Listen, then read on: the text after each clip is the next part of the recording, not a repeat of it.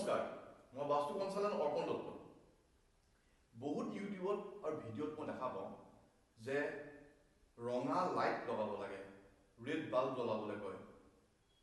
এতিয়া মই কৈছো ৰেড বাল্ব আমি সকলোৱে নজ্বলালেও হ'ব কেলে দক্ষিণ পূবত আমি কওঁ যে ৰঙা লাইট লগাব লাগে দক্ষিণ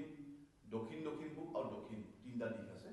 দক্ষিণৰ পৰা দক্ষিণ পূবলৈকে আমাৰ অগ্নিৰ দিশ তাত যদি আমাৰ ৰঙা লাইট লগাও আমাৰ ঘৰলৈ ৰিজাল্ট ভাল দিয়ে কিন্তু লগাওঁতেও সাৱধান হ'ব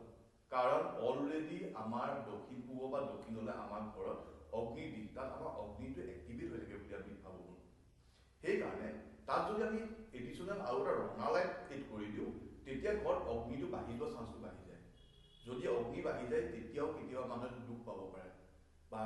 খুটখাট এক্সিডেণ্ট হ'ব পাৰে বা তেনেকুৱা হ'ব পাৰে সেইকাৰণে সাৱধানে লগাব যদি আপোনালোকৰ ঘৰত মন কৰে দক্ষিণ পূব দিশটো ঘৰখনৰ বহুত বাঢ়ি আছে আমাৰ ৰুমবিলাক কেইবাটাও আছে দক্ষিণ পশ্চিমত কম আছে উত্তৰ পূবত কম আছে ৰুম দক্ষিণ পূবৰ ৰুম তাত ৩-৪টা দীঘলকৈ ওলাই গৈছে তেতিয়া আপোনালোকে নলগাব দক্ষিণ পূবৰ দিশটো কিমান আপোনালোকে নিজৰ ঘৰত নিজে নিৰ্ধাৰণ কৰি পেলাই আপোনালোকে ৰঙা লাইট লগাব এইটোৱে আজি মই ক'লো আপোনালোকৰ ঘৰত যদি ৰঙা লাইট লগোৱাও আছে বা লগাম বুলি ভাবিছে মোৰ এই কথা মন কৰি পেলাই লগাব ধন্যবাদ